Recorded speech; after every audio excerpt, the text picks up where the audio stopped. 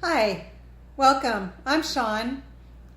I'm here today to start a new area in my life and posting up to YouTube to help other people.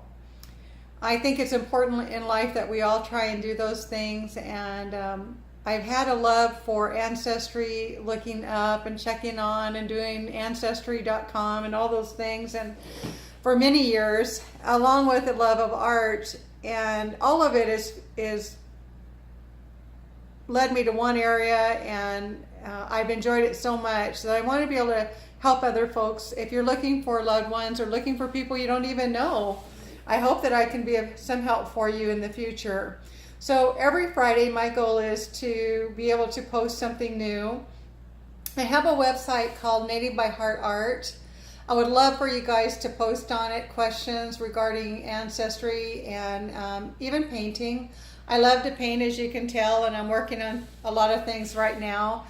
But the one passion I've had for probably 30 years, is, not along with my art, is looking at family and learning more about our heritage. And I'm so grateful for the experience I've had over time that I was able to do that and to spend time and find things. And I've done it working, so it's not easy. It used to be that you had to write down and write letters and send money and go to places, and a lot of it's gotten a lot easier these days. And along with DNA became a real helping hand in my search and my journey. But it started over 25 years ago.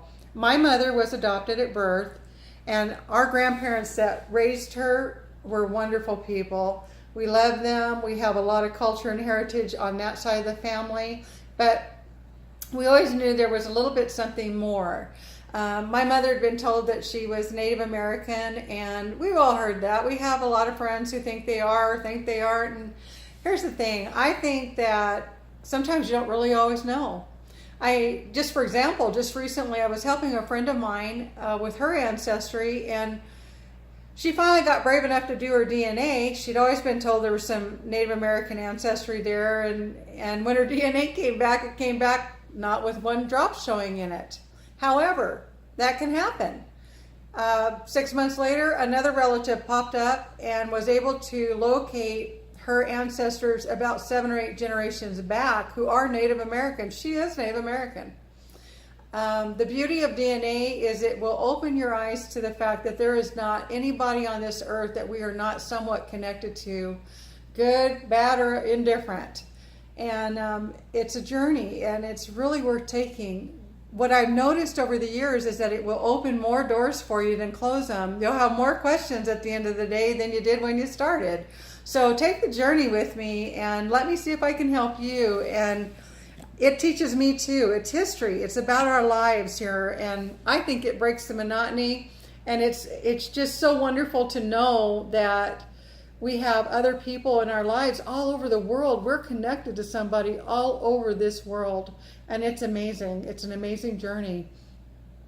When I started, I probably passed over ancestors several times that, as I've recently come to know, in the last 2 or 3 years, we actually are connected to. So they were there. It just took certain things to help me find them and locate them. And that's where I kind of hope I can help you along the way too. You're going to hear people you're going to hear people say to you, oh, you're not this or you're not that. Well, you know what? None of us really know all the answers. What we do know is that we do need the documents if we can find them. I think you need the DNA. I think it's good for you to know the DNA, because you'll never look at human beings on this planet again the same if you know your DNA. I realize that my family has touched probably every continent in the world.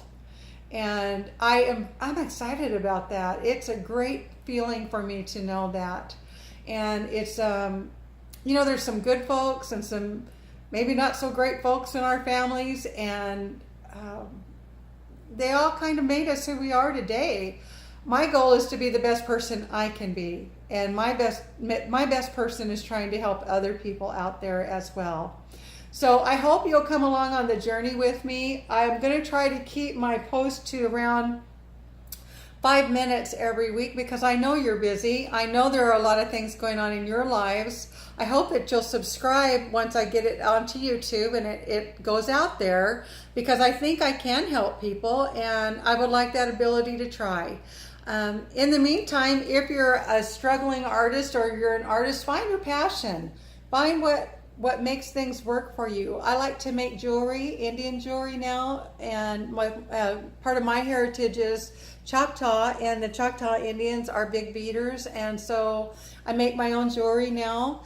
And I always felt that I had that Native American connection, and I was able to finally connect in the last 2 years solidly with that, and am a part of the nation as an artist. And I hope to be able to spread my love for the culture and the art. Let me just show you a little bit. The lady in the back here, I call her the spirit keeper. She is symbolic for the Native American women and children who go missing. In 2016, there were approximately 5,700 missing women and children from the indigenous tribes of America that are missing either due to death, just missing persons.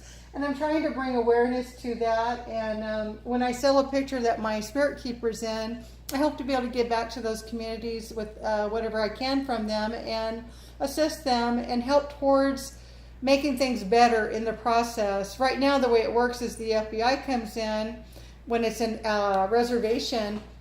The FBI comes in and they have to be the ones who do the searching.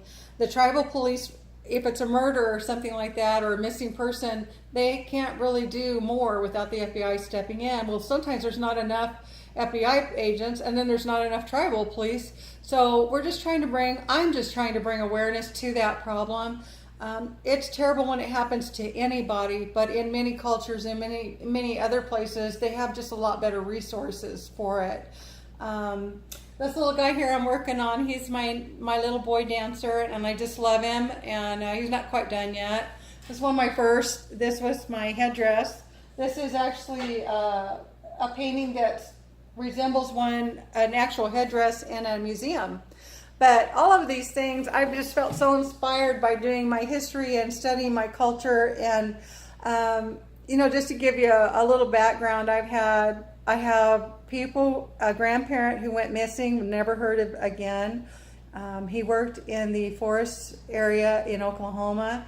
And then I found another grandparent in there. I mean, it's just been amazing. I found a book that had a picture of one of my grandparents in there, as well as an aunt. I have some old pictures of my grandfather, and he's actually my great-grandfather. And I have a 13th great-grandmother back who was the aunt to Anne Boleyn, who was killed by Henry VIII. My grandfather had a castle. He comes from people who have castles in Scotland. I come from people who don't have any money. I come from people who do have money. I just am so grateful to have the ability and the desire to look for that. And I hope you'll get excited too. So I'll see you next Friday. I'll try to post again. And if you have questions or things that you'd like to ask me about Ancestry or about art, please feel free to do so. I'd love to see your comments. And let's try to keep it all positive, because I'm not a negative person. And there's a lot of negative in the world. Happy's a choice. I see a lot of people who don't come from great circumstances, they still find a way to be happy. And I hope you'll do that too. And remember, your blood calls you, so go to it. Find out more about yourselves. I went a little bit over my 5 minutes. Hope you enjoyed this and you have an awesome day. And remember, your blood calls, okay? Bye-bye. That's nativebyheartart.com. Bye-bye.